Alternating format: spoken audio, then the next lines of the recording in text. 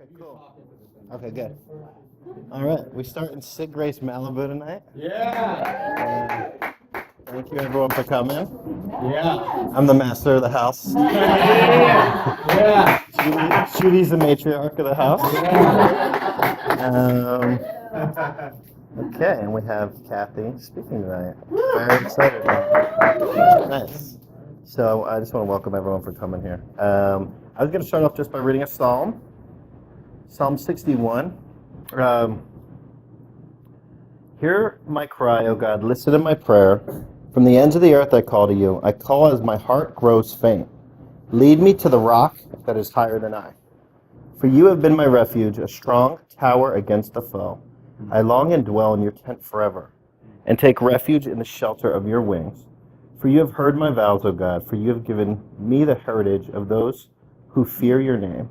Increase the days of the king's life, his years for many generations. May he be enthroned in God's presence forever. Anoint your love and faithfulness to protect him. Then will I ever sing praise to your name and fulfill my vows day after day. So just want to read that because when I saw, lead me to a rock that is higher than I thought of just this place kind of being a little bit up higher, kind of on the rock here on the beach. This has been a little bit of a refuge for me. Last week I had a tough time. I went to Philly to kind of pack up my family's home, so I need to draw upon these kinds of, verses right now to, really rely on God. So, but I want to give it over to Kathy. Okay. Yeah, like Adam said, welcome to Sig Grace Malibu. This has been on Adam's heart for a long time, and he loves sharing all the goodness that he has with you, and so I think that's such a treat that we get to be here on the water. Abe was all excited when we talked about a service on the water. I wish we could do this all the time. But grace to you, and hope you can receive the grace that we have to give to you. And we're all here on the beach, and I was just thinking about burdens and how we all go through life and we have these things on our back, these heavy weight that we carry around. And the reason we're here tonight is because of Jesus Christ and because he promised through his Spirit that the anointing of his Spirit would remove all of your burdens. So anytime you come together like this, your burden will be removed. And if you grew up with a lot of religion and you're feeling like, well, I'm not religious, I don't like religion, I'm against organized religion. Well, Jesus was never religious. He was amazing what he did. In John chapter 5, verse 22, the Apostle John talks about how the Father judges no one, but has committed all judgment to the Son. And so we say that this is a judgment-free, fear-free zone. And I also want to add this is a condemnation-free zone, because shame will always lead to condemnation, which is punishment for what you do. So when Jesus was given all the power to judge from the Father, what did he do with it? He walked around and a woman was about to be stoned, and he said, honey, where are your accusers now? I sent them away. So he's here to send your accusers away, because his power to judge is not the law's power to judge. I guarantee you get in trouble, you get a ticket, something goes wrong, you go to court, the first thing they want to do is put a fine on you, they want to give you a sentence, and they want to punish you for what you did wrong. And the Spirit of Christ is always just sitting down and saying, hey, where are your accusers at? I sent them away. Because he has the power to judge, he also has the power to send those who are coming after you away. We all have an enemy that we deal with, and he attacks our minds. And he's here just to send the enemy away and remind you, as an individual, that you have no more accusers in your life. Kathy and I met, I don't know how many years ago, 6 years ago at the John Kirby studio, maybe? No. We went 16, so I don't know, maybe 8 years. Maybe 8 years ago with her daughter. We came to the Anaheim Valley to speak, John Kirby and I. And she's how I meet everybody through John Kirby. And we have this little purple couch at the office you guys are familiar with. And when John's in a coaching session, like with his, her daughter, I usually chat the moms up. And I get a lot of insight from moms, and we talk about things, and you can't help, but talk. So Kathy and I have had a connection over the years, and talking about business stuff, acting, but also some deep stuff. And but I really never got to know Kathy on a deeper level, because there is a business involved, so you try to keep boundaries. But she's always been supportive over the years. And so one day she came in to bring John his favorite salad dressing, and she's sitting in a chair, and she said, well, what's new in your life? I said, well, funny you say that. I met this guy named Adam and Russ, and we started this thing, and it's like AA meets the gospel. And she's like, I got to share something with you that I've never shared before. She's like, I'm very familiar with the program. I said, no way. Well, if you love the program, you're going to love this. You need to come out and receive. And you came how many weeks ago? 6 weeks ago? 10 weeks. 10 weeks ago. 10 weeks ago. And she's been coming ever since. And she makes all the promise cards that we give out at the end. And she's always encouraging Russ, Adam, Nancy, and I, and Judy. And she's always bringing us things and speaking into our life. So last week I preached for an hour, just so you guys know. So I took a break this week, and I said, who do you want to speak? And I pitched Kathy to these guys, and they both said Kathy. So I'm going to hand these out. If you take one and pass them around and keep one for yourself. This is a great guideline for what she's going to speak on tonight. I want to thank Adam again. A lot of you don't know this, but Adam provides the food for us every week, and he gives so much to this group, and he started this group with us. I want to say special thanks to Adam. And when Kathy's done speaking, for those of you who are new, we open this up into a group share. Russ will start with his share, and then you'll get about 4 to 5 minutes to speak tonight. So you get to get everything off your chest. And trust me, Russ will show you how good it is to get things off your chest. So it'll be good. All right? So without further ado, I want to introduce my good friend Kathy. Thank you, Nathan. And this is how I have to read, so you are going to feel like you have your mom standing here. I apologize. I tried to dress, spiffy, so I don't look like your mom. But I love being here. This Signature Grace Gathering was an answer to prayer for me. I've been looking for a long time for a place to belong. And it's been amazing. And before I go any further tonight, I want to let you know that I'm not Nathan, and nor do I want to be. I just want to be me. And so when he asked me to speak tonight, I was like, wow. But and I've only been coming here 10 times, and I thought, wow, okay. God must have something he wants to share, and he just chose me to be the vessel. So that's what I'm going to try to be tonight. I have a few things jotted down. He kind of gave me something that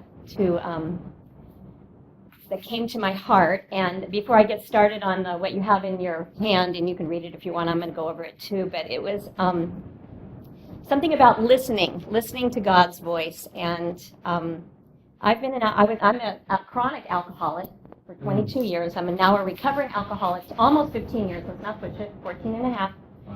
And I'm also a daughter of the King, and that is my greatest identity, because without being a daughter of the King, I would still be a chronic alcoholic. And I could give you a drunk log that you'd have to put in your sleeping bags for, because 22 years is a really long time to drink. And I'm not going to share a long drunk log with you. I'm going to share a few things that pertain to our text tonight. I've learned recently that it's really important for me to listen to God's voice. When I was going to share that's my first inkling to listen was when I went into the office and bring him in the dressing, because God said, you need to make John that dressing. I said, okay. So I made the dressing, like, huh? Sometimes it sounds like a ridiculous thing. So I made the dressing, and I went in. Little did I know that John wasn't going to be there. I had that moment to talk with Nathan. This would open up, and bammo, here I am, and so I'm trying to listen to God's voice and be in tune to him, and then the next thing that I really felt God telling me one time was, I love my God calling book, and the Lord said, you need to give Nathan one of those. And so all right, so I did it.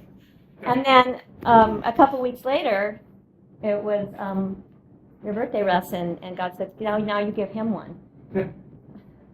All right, okay, I'll do it, And then Nathan would read it sometimes, and I would read it, and it's kind of fun to know that someone else may be reading the same thing you're on, and then when you get together, you can say, oh man, we were all so on the same page, and we get to share about that. And August 20th, I was reading this passage, and God said, you need to send Nathan a text about this passage. I said, I'll do it. And I did. And Sunday night he called and said that he wanted me to ask me if I would be willing to speak on this passage. But if I hadn't listened to the voice, then none of this would have transpired. And I just stepped out on faith. Right. And so that's kind of that's just a prelude to the message tonight is just to be open, to listen to God's voice, and try to act when you feel Him telling you to do something. So anyways, that's where I'm at. Just one more example of that. And this is kind of how it all came together for me. This last week I was going to church, and I take this back road and through the housing track, and I'm driving down the street, and there's this old Hispanic woman. She's pushing a carriage, a baby carriage, baby in it, and she's got bags tied to it, and she's looking through trash cans for bottles. I live in a pretty good neighborhood. And but anyways, her face, I couldn't stop thinking about her face. It was just so burdened. It was so burdened, and I thought, here she is. She's probably taking, this is not her baby. She's taking care of somebody's baby. Who knows what her story is? And yet she's trying to make ends meet by collecting bottles. And I continued to drive, and I just kept getting burdened by this. And so I drove into the parking lot of my church, and God said, you need to go turn around and you go give her $20 right now. I said, okay. But I'm going to miss my favorite part, the singing. Go give her $20. Okay. So I drove back through the neighborhood. Mind you, I just love the worship part of my service. So this is a sacrifice, right? So I'm driving back. I cannot find her. I go, she's down around this bend. I cannot find her. 5 minutes, 10 minutes, I'm driving looking for her. I can't find her anywhere. And it's not, she's pushing a carriage with bottles. So you can't go that far. I'm in a car, yeah? And so I thought, what was this all about? Am I not listening? I'm probably not listening. And then I felt God say to me, it wasn't about finding her and gifting her with the money. It was about you hearing my voice and obeying it. Wow. If I can trust you with the small things, I'll trust you with the big things. And so that just kind of brought it all together for me. And so anyways, that's the beginning of my spiel. It might be 5 minutes here, and I hope it doesn't go over 15. And the verse I kind of relate to this, that it was from Deuteronomy 28, verse 1 through 2, and it says, and if you faithfully obey the voice of the Lord your God, being careful to do all his commandments that I command you today, the Lord God will set you high above all the nations of the earth, and all these blessings shall come upon you and overtake you if you obey the voice of your Lord. And I don't know about you, but I would certainly like to have those blessings overtake me.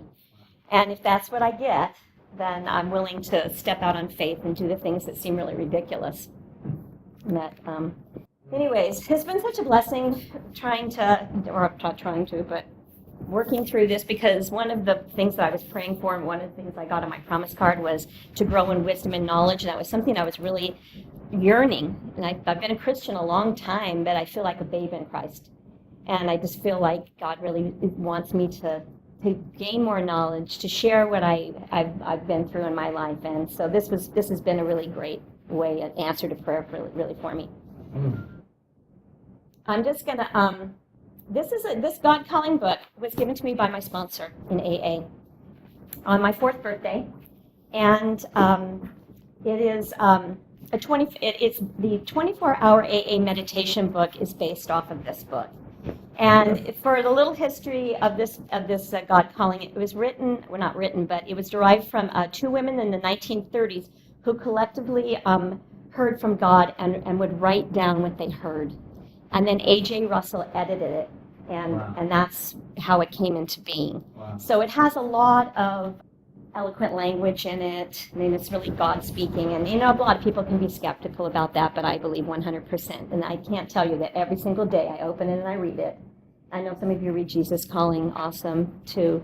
That pertains to what I'm going to go through in life. So, reflecting on my past debauchery, I love that word. That's the best word. I first heard it in AA, I thought, oh my God, debauchery. But I love that word now. Which resulted in shame and remorse. There were daily occurrences that I committed, but many of them have faded to gray as I came to terms and sought out God's forgiveness. And I'm going to go ahead and just read this God Calling passage. Peter could never have done my work, but for the tender love with which I enwrap him. Not from the anger of my Father, who is all love, did I need to protect him. Not from the scorn of my enemies, nor from the resentment of my friends.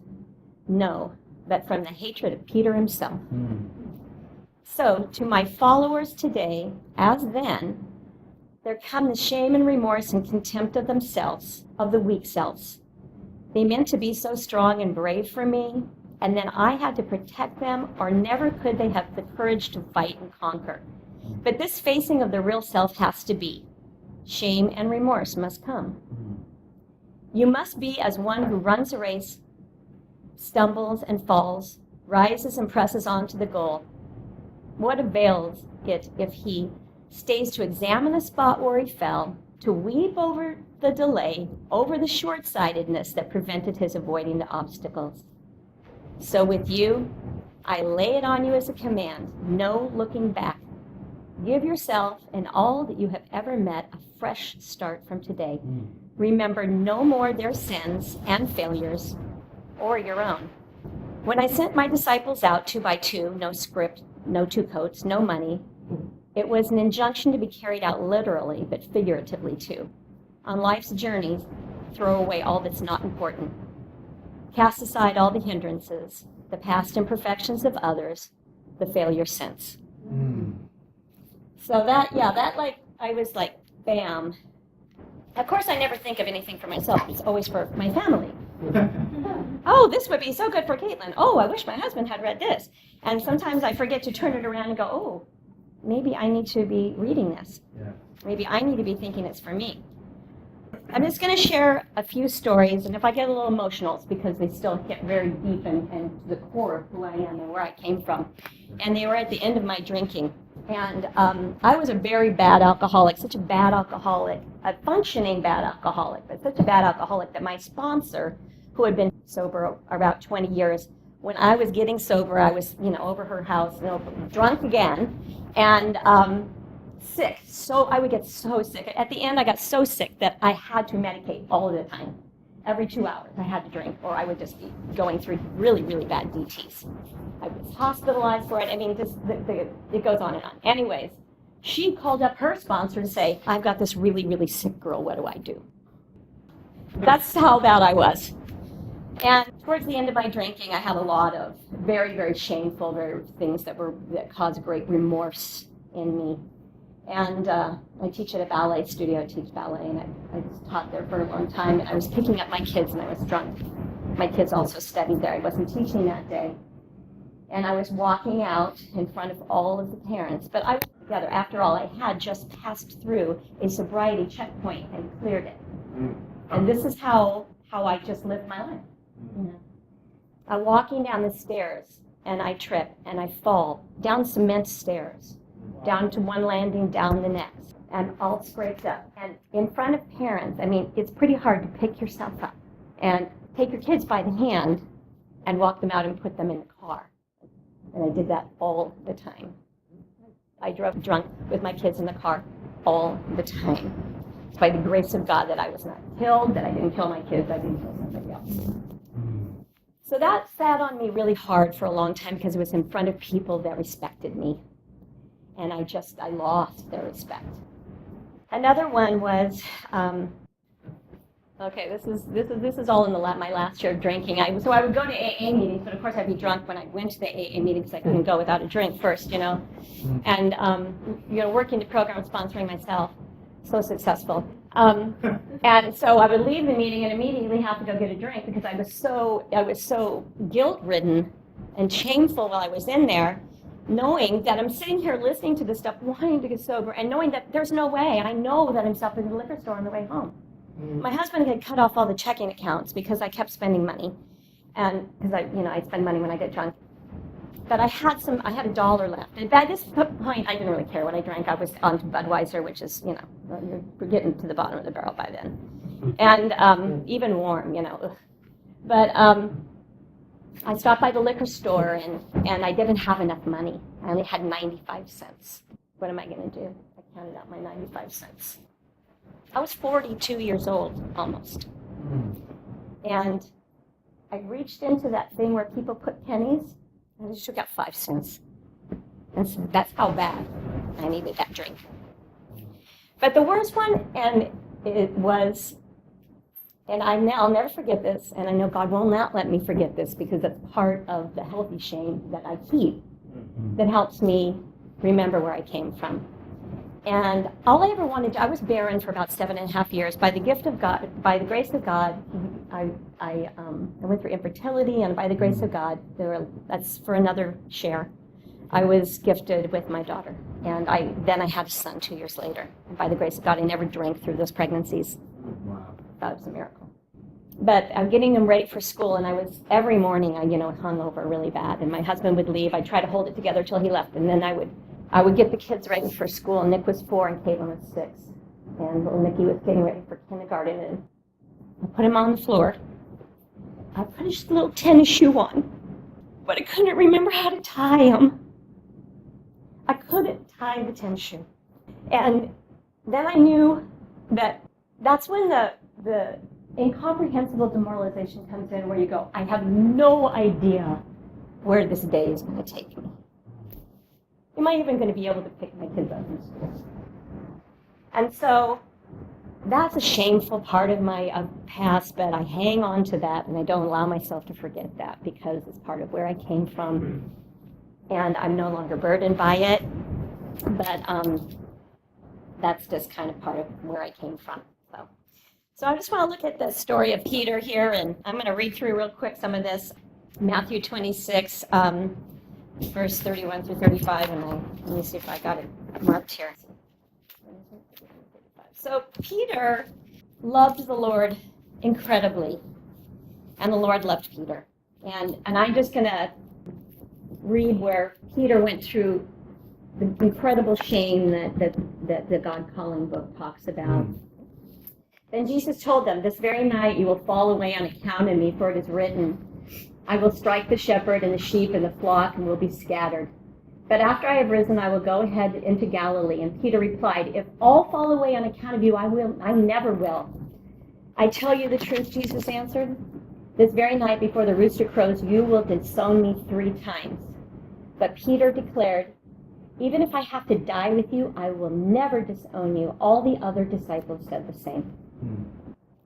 Peter, Jesus was arrested, and I actually read in John that Peter loved the Lord so much, didn't want him arrested, was the one that cut off the ear of the servant of the high priest. I didn't know that, and I thought, wow, he loved him so much. Jesus gave him slack for that too. He did not want him to do that. But Peter was impetuous. He just loved deeply. And then I'll switch over to Matthew 26 when Peter denied Christ. So now Peter was sitting out in the courtyard, and the servant girl came to him. You are Jesus of Galilee, she said. But he denied it before them all. I don't know what you're talking about, he said. Then he went out to the gateway where another girl saw him and said to the people there, this fellow was with Jesus of Nazareth. And he denied it again with an oath. I don't know the man. After a little while, there standing, went up Peter and said, after a little while, those standing there went up with Peter and said, surely you were one of them, for your accent gives you away. But then he began to call down curses on himself, and he swore to them, I don't know the man. And immediately a rooster crowed. Then Peter remembered the word Jesus had spoken, before the rooster crows, you will disown me 3 times. And here's where it gets me. And he went outside, and he wept bitterly. His shame was immenseful. Can you imagine it? His guilt, and later his remorse. Because Peter had been one of the early disciples, he followed him faithfully. He swore to never disown him, even though Jesus told him he would. And in Matthew 14, I'm going to switch over to there. There's another instance where we see how much, this was after, I skipped something. Anyways, talking about Jesus, after Jesus was risen from the dead, Peter was actually the first one that went into the tomb, and he saw his wrappings there, and he saw his cloth for his head folded, and he knew that Jesus had risen. And he went home and he believed. He said, this. I can't imagine what must have been going through Peter's mind. Like, okay, he's risen. Now what? I'm still full of this shame. I'm still full of this remorse. Like, how can I be forgiven? Wow. In Matthew 14, we see Peter coming to Jesus by walking on the water, but then it begins to sink when his faith wavers. And I love this passage because I think it really gets to where, Peter was and how exuberant he was in his love for the Lord. During the fourth watch of the night, Jesus went out to them walking on the lake. And when the disciples saw him walking on the lake, they were terrified. It's a ghost, they said. And this is after Jesus had already been resurrected. They were terrified. It's a ghost, they said, and cried out in fear. But Jesus immediately said to them, "Take courage. It is I. Don't be afraid." "Lord, if it's you," Peter replied, "tell me to come to you on the water." And Jesus says, "Come." Then Peter got down out of the boat, walked on the water, and came towards Jesus. But when he saw the wind, he was afraid and began to sink and cried out, "Lord, save me." Immediately Jesus reached out his hand and caught him. "O you of little faith," he said, "why did you doubt?" Okay, so it's not before the resurrection, but okay, getting onto it. So that was actually before Jesus died. Yeah, help me out there, Nathan. Okay, so during the Last Supper, when Jesus was washing the disciples' feet, it was Peter. So I'm trying to get to the core of how much Peter loved him. When it got down to the washing of the feet, Peter didn't want Jesus to wash his feet. But the Lord said, "If I wash thee not, thou hast no part with me." And then Peter says, "Lord, not wash my feet only, but my hands and my head." And Peter just wanted to be immersed in whatever God had for him.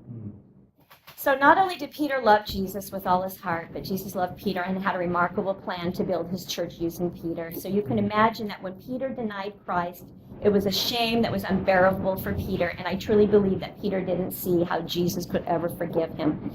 I'm just going to go back to the 16, because this is really important, 16, 18 through 19. Okay.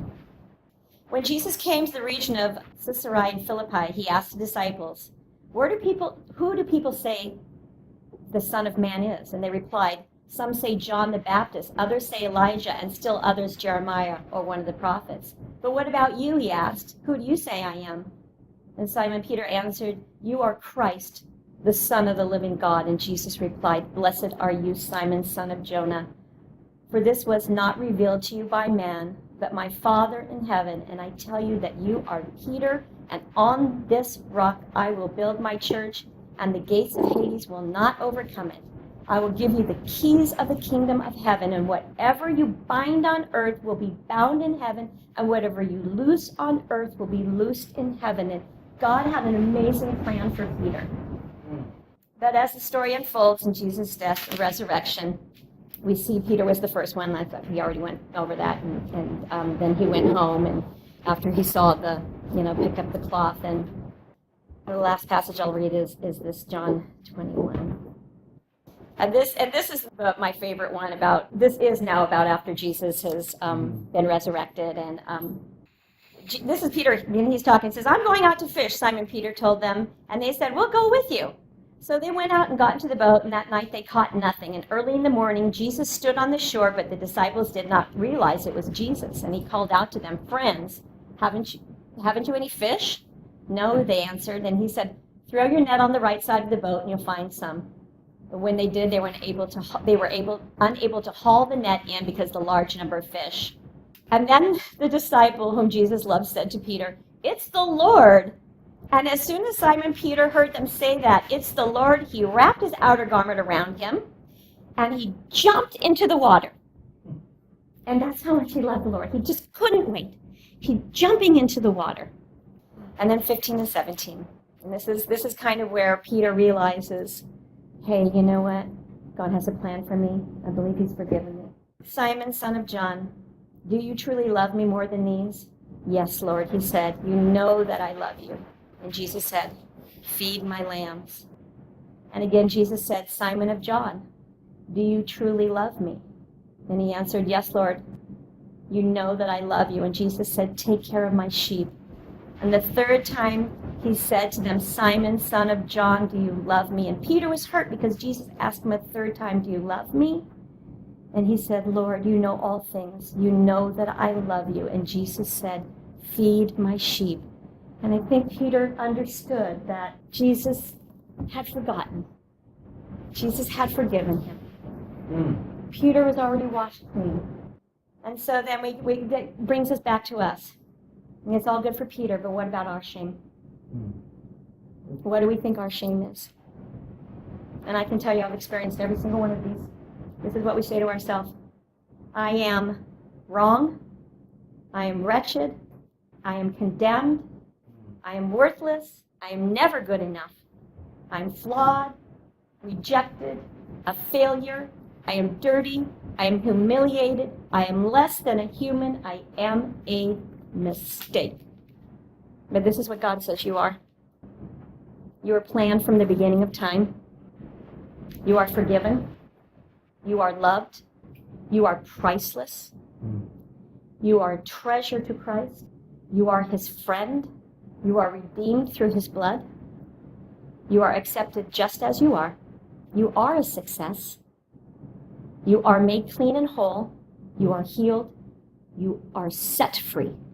So going back to God calling paragraph number 2, and I love this paragraph here.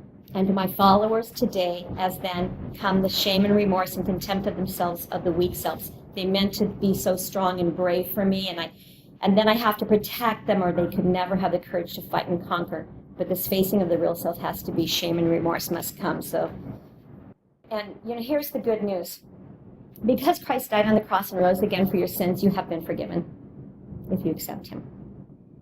That's why God fights for you, protects you, so you can have the courage to fight the feelings of self-worthlessness and self-loathing that come from your deep-rooted shame and remorse. And Sheila Walsh is an author that I like and an amazing Christian woman, and she writes in this book, From the Storm Inside, she writes, shame is one of the enemy's most powerful tools. It feels so overwhelming and relentless that you close your eyes and bow your head and let it rage.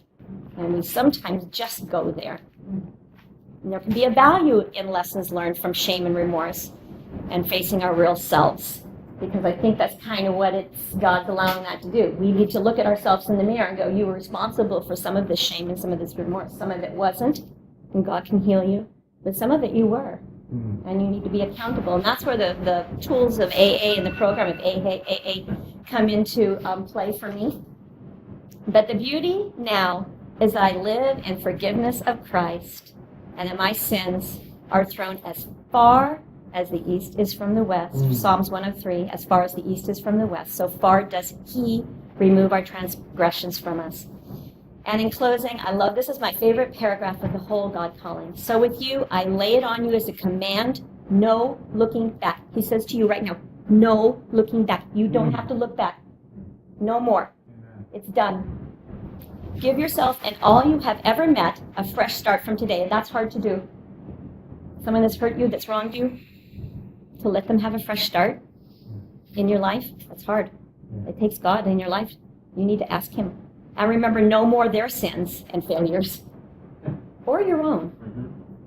It was his grace that allowed me to be forgiven, to forgive myself, and to move out of my bondage of shame and remorse. And I leave you with this passage. Therefore, if any man be in Christ, he is a new creature, new creature. All things have passed away, and behold, all things have become new.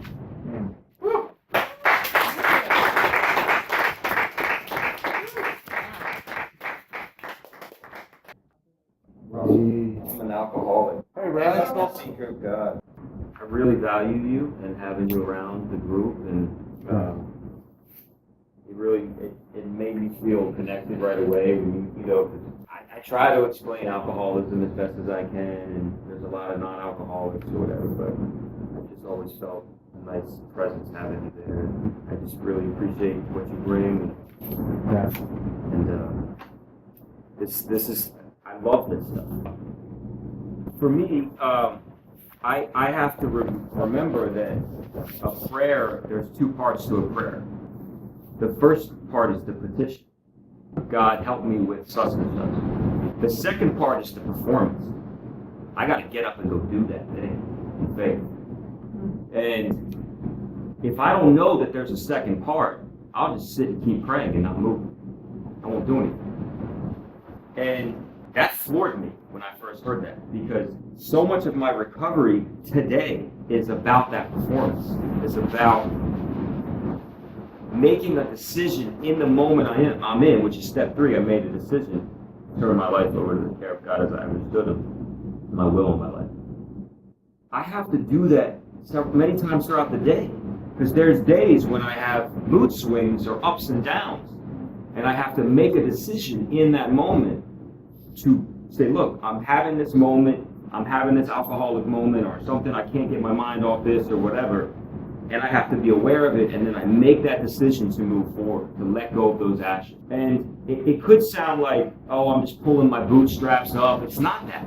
It's not that. It's not that at all. It's that I have to have enough faith that if I start moving, He's going to start pushing and guiding. But if I don't move, that hand's not coming. It's not coming. And especially if I look back, oh, now I'm stepping on His toes. I'm stepping on His toes. And I read these things. I read each day. I read the Osteen app, 2 Osteen apps, and the Jesus Calling. And I'm going to tell you, from the last 3 days, the theme on this Osteen app is, but I have to do something. Literally, the first one is everything new. He talks about a man who lost his wife, goes on for 10 years, and he says, look, he allowed a season for the morning, but the guy turned his whole lifetime into a morning. Then the next day, on August 24th, he talks about, the scripture said God wants to give us beauty for our ashes. Ashes are things that we've gone through and stuff, but we have to share, but if you've had unfair things happen to you, you must make a decision today that you're going to let that go, or will interfere with God's doing good things in your life. So all through these passages, there's always a common theme for something for me to do to make a decision. Yeah. I have to perform. There has to be a performance. I never knew this. I thought it was, oh God, you're just going to help me get through this, and no, not for me at least. Yeah. And several times when I was in New York and New Hampshire, I didn't go to a meeting for 7 days. And but it's okay. I still prayed, I meditated, I listened to speakers, I reached out to sponsors and stuff. And there were many, many moments when I had the disease of negativity all around me for no reason, no apparent reason at all. In each one of those, I had to declare, I refuse to be a victim of this big life that AA has given me. I refuse. And for me, what refusing can be is either I completely surrender it. Okay, God, you want me to feel off today, quote unquote? You want me to feel a little down? I'm not going to fight. I'm just going to go about my day feeling down. I surrender. You want me to feel down? Fine, I'll feel down. And I just go about my day. And I try to stay close to Him, and then my day changes. What I've learned is seasons can be in hours or days or moments. I'm human. I have to be careful of how I label those seasons.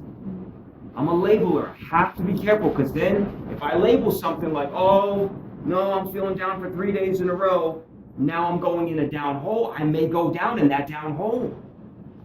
I label things and then I become those things. Or I can label them the other way. Okay, I'm having a little off day. All right, God, you want me to have that off day? I'm going to have that off. I'm going to have it with you, and I'm just going to go about my day. And then somehow the day gets lifted on it, and I start to feel better. But there are principles all over the 12 steps in all of this stuff.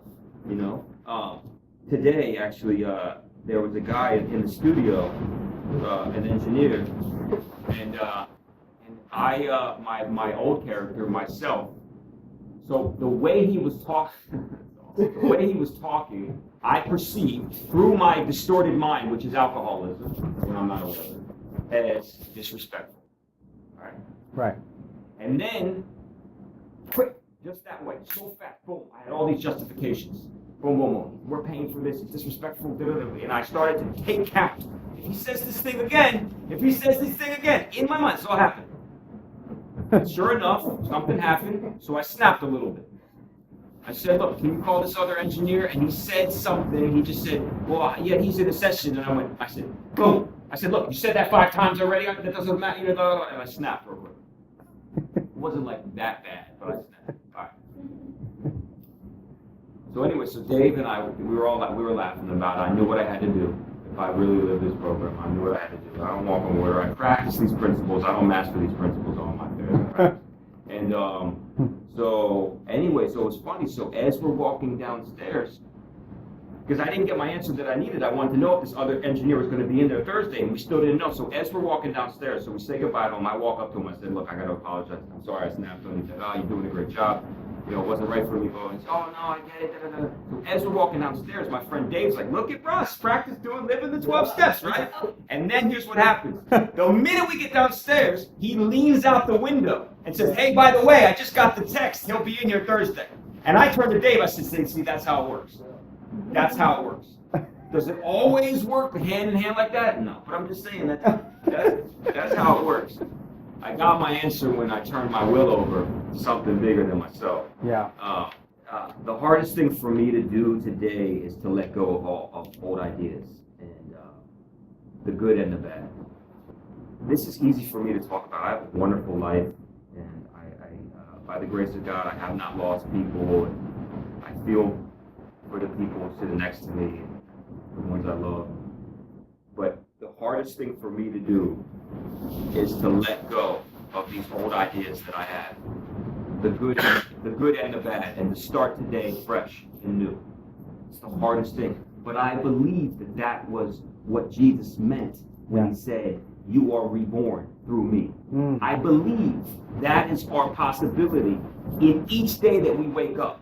Yes. If I turn my life over to the care of God and Jesus, that I have a chance in that day to be reborn. Yeah. New thoughts, new attitudes, new perceptions, letting go of all the old ideas that try to torment and kill me, keep me in prison. One last thing is, first of all, Kathy, if those were your things that you feel shame about, anytime you'd like to talk about some shameful things, you know what I mean? Make yourself feel a little better. When I was out there drinking, please, amen. But the ninth step says, we do not wish to forget the past, we do not wish to shut the door on it. That's actually in the promises. And I want to read these promises real quick. Okay. And, so it says, they come from living the 12 steps, which I believe the one goal of living these 12 steps is just to have a spiritual awakening. That's the whole point. It says, as a result of these steps, we have spiritual awakening. That's the whole point, okay? The whole point is to stop listening to my mind and start listening to my heart. That's a spiritual awakening for me. All right, anyway, so we're going to have a new freedom. I'm going to have a new freedom today and a new happiness today. I will not regret the past, nor wish to shut the door on it. I will comprehend the word serenity today, right now. And I will know peace right now, today. No matter how far down the scale I have gone, I will see how my experience can benefit others, like you just did, right? The feeling of uselessness and self-pity will disappear. God forgive me for my self-pity. Man, that's one of my favorite prayers. Anyway, we will lose interest. I will lose interest in selfish things and gain insight in my fellow. Self-seeking will slip away. My whole attitude and outlook will change. Fear of people and economic insecurity will leave me. I will. Here's the whole part of the program for me. I'm sorry. I'm going to end with this. I know no, it's great. Here's the whole point of working this program. I will intuitively know how to handle situations which used to baffle me. Wow. That's it. So my mind tells me lies. Oh, I think this has happened. Oh, I don't know what to do here. But I have this other voice that's in my gut, my intuition, my spirit. That's what I got to listen to. That's why I'm trying to connect with God. Not to listen to this. This will lie to me. The devil attacks my mind. I listen to my heart. I listen to my gut. I will intuitively know how to handle situations which used to baffle me. I will suddenly realize that God is doing for me what I could not do for myself. Anyway, that's the promise. I'm so grateful to be here. I got to have an amazing experience with my dad. Wonderful times. Wow. Tear-jerking times. Anyway, thank you for having us here, and thanks again, Kathy.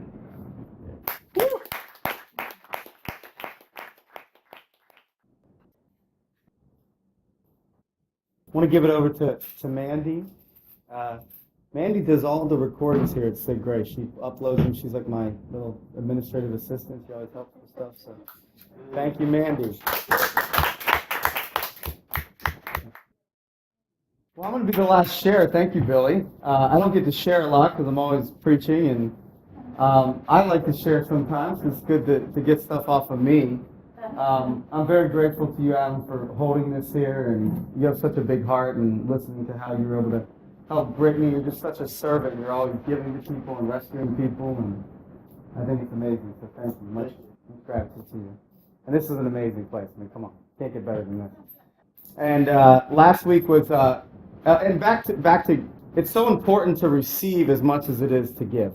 And if you're just a person that gives all the time, you're going to be empty if you don't know how to receive. So Kathy, thank you. I got to receive so much from you tonight. And a couple things that just stood out for me was when you said the thing about you went after the one for $20 and the Spirit was just like, it's not about giving it to her, it's about you listening to me. And I've had so many of those moments where like, I thought you told me to do something, I go and do it, and it didn't work out. And he was just making sure that I was hearing him. And so thank you for that.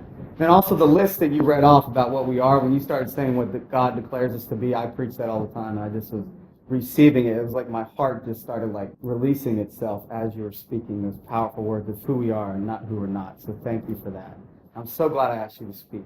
And thank you, Adam and Russ for approving it and everything and being so accommodating with Kathy. Last week we did a signature grace under the stars in Burbank. Kathy was there, and I sure missed you, Russ, and Adam, and Nancy, and Aunt Judy. But it was weird, because it was like something new for me, because I looked over to go to Russ to do the share, and Russ isn't there. And I'm like, okay, I lost Russ, and I don't have Adam looking at me, I don't have Nancy introducing, and it just was kind of like, I don't like change, so it's like tough for me to adapt to it, but we adapted, and it was a powerful night, and so many amazing things happened that night. And it was for this one specific person. And I got to preach for an hour, which was good too, because I love to preach. But just this week for me personally, just some things that had happened that was really cool. Justin and I, our uncle passed away last Friday, and he was from a previous relationship. My pap was a wild, crazy woman. He was like ladies' man, what do you ever call him? Playboy. He, before he married my grandma and had 6 kids, was my mom's the youngest of 6. He spread his seed out there, and he did a little Marlon Brando, and he was. There was this son from a previous relationship that didn't obviously end well, and my mom had known about that she had a half brother all these years, and she never met him. And my family is very religious, and religion plays into that. You get prideful, you don't want to bring somebody else into your precious little fold. And so my poor Uncle Bob lived for 55 years not knowing who his father was. And my mom pulled an Oprah special and just kind of like hunted him down, and at 55 years old he met my pap for the first time. My pap came out with a Charlie Chaplin nose and an ear thing and started singing some wacky song, Address, on a broom, and we're like, yep, that's your dad. And but Justin and I and my mom, my family, we got close to him, for a couple years, and really stayed in touch with him. And then we'd fallen out of contact as things do. My brother passed away and my father, and you lose connection with people. And it was hard to get that news because I was feeling guilty about not being as close to him as we used to be. And then seeing that he, had to live his life without a daddy, without a father. And so that was tough, and that kind of catapulted me into the week. And then we were trying to figure out if we were going to go to the memorial service, all kind of crazy stuff. And Adam and I go to this grief group called Our House. It's how we started this group. We met Danielle and Adam, and it's almost a year over. It's a grief support group. And Adam got to do his tribute for his mom, which is beautiful, and he did this whole slideshow with music, his own music. And I'm like, I got the pressure on me now because it's my turn to do my tribute. I got to do a 20-minute tribute, and it's got to be like, everybody's trying to like do it just as good as the other person. And and I just had a lot of pressure on me that week, and my best friend was in town, my old roommate Mackie, and we were just having fun, and I just had so many responsibilities, and I actually ended up emailing the lady there, and I'm like, I can't do this, can we skip this? She's like, no, you got to do it. And I've just done so many video tributes for my family. Ask Justin, I'm like the king of memorial videos. If you guys ever need a memorial video done, I'll produce it for you. And I was just like, nobody wants to see this. And I'm not really good at the technical aspect of editing. And I was talking to Mandy one day, I forget what happened, and we drove to Sig Grace, she drove me last week, and I said, are you good at editing? This is on Tuesday night, and the tribute is due Thursday night. I have to present it to my group. And so it's like Tuesday night, I preach, how tired I am after I preach. It's like midnight, we're still talking. I go home, and now Wednesday's coming. I got nothing planned. And so on Wednesday, Mandy hits me up, and I'm like, Mandy, okay, I'll hire you to do this. I'm going to send you all the stuff. Now, I had hard copies of the DVD. They weren't online with all these video clips I wanted edited in there. And Mandy lives like, God knows where, like an hour and a half away. And she's like, Nathan, you're going to have to drive these to me and meet me at downtown Disney. Now, mind you, I run the John Kirby studio. I'm tired after a long day. I just did Sig Grace till midnight. I had to get up early, run the studio, and then I got to leave. I got to watch a scene in class because my friend's in a scene, and then leave at like 8:30 and go meet her at downtown Disney at like 10 o'clock at night and put together a 20-minute video. This is like impossible.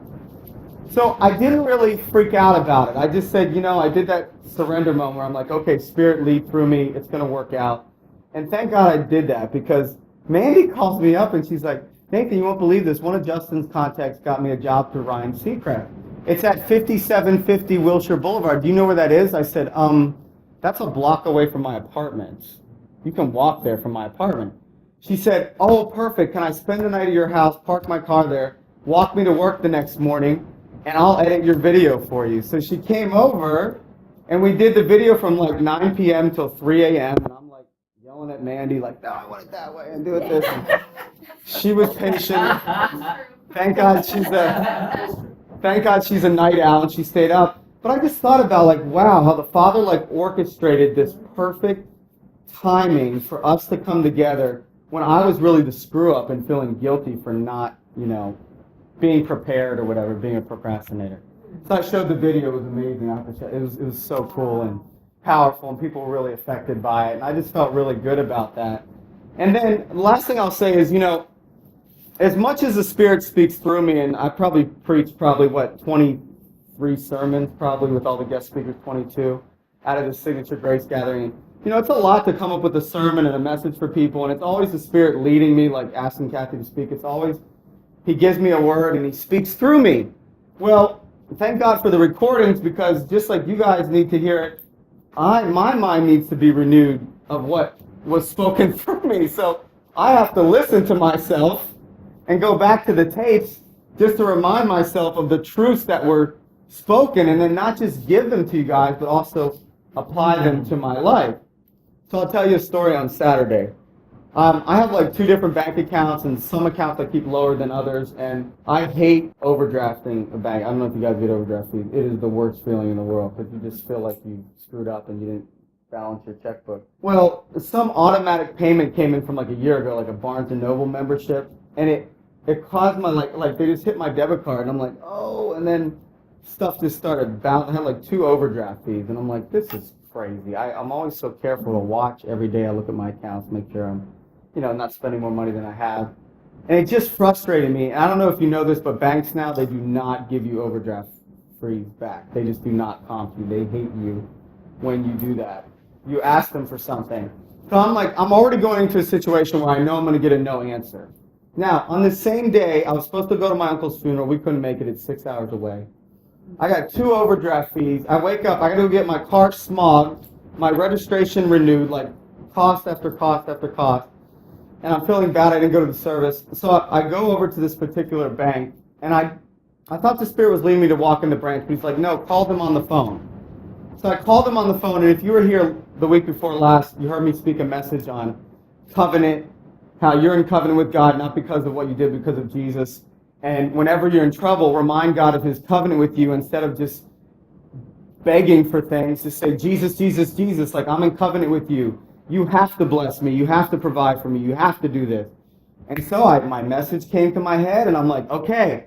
So I'm like over at the corner of this bank, and I'm trying to let the people see me, and I'm like, Jesus, Jesus, Jesus. Yes, I'm a son. You have to do this for me. I got to get those fees back. You will not deny me my covenant inheritance.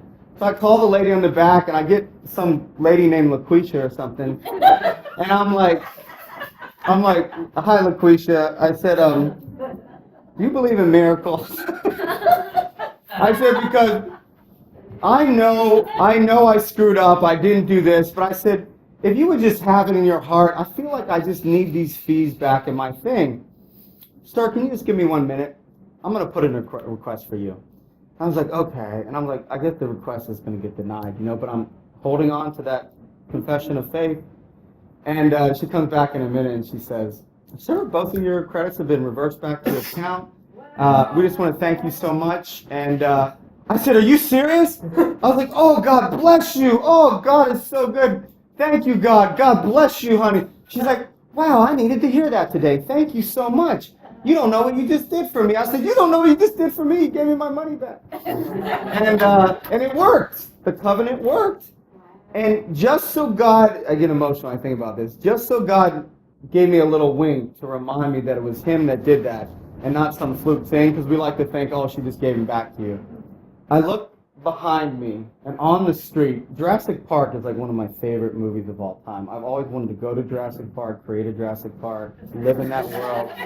And I always wanted one of those Jurassic Park Jeeps on the track. And I've always wanted to drive one and put it on the street and like that be my car. I just think it's the coolest thing. As soon as the fees are reversed, I look over my shoulder on Sunset Boulevard, and there's a Jurassic Park vehicle stopped in traffic right in my line of sight. And that song started playing. And it was in my head. And I thought, wow, not only did he hold up to his end of the covenant, but it gave me a little subconscious reminder of my desires and that he was always going to not only provide for me, but place them in my eye's view so that I can keep dreaming and not be like I screwed up, you know? And later that night, I organized like 10 of us to go see Straight Outta Compton, you know, which is a great movie, by the way. And there's like 10 of us, and I had to do it. Now, whenever you organize movies in LA, you have to reserve seats at the ArcLight. And you got to collect money from people or they're not going to pay you for the tickets. And ArcLight's like $15 a ticket, which I don't mind buying for people, but you know, when it's $15 a ticket, you got to be careful. So anyway, I get 10 seats and I'm like, okay, I bought 2 tickets for someone. I ended up coming out of my pocket an additional $55 from what I had planned to spend just to take care of people that couldn't come up with, and I wanted to give to them. I'm an ArcLight member, and I get points. You get 10 points for every ticket, so I should have got 90 points. Somehow, when I bought the tickets, it put 555 points in my account, which equaled $55, the exact amount. I got $55 off of tickets, the exact amount that I gave to somebody. So not only was my covenant, I cried out for my covenant, he gave it back to me, the inheritance. Then I got the God wink, and then I gave to others, and it was exactly returned back to me what I had given out. So that's all I got.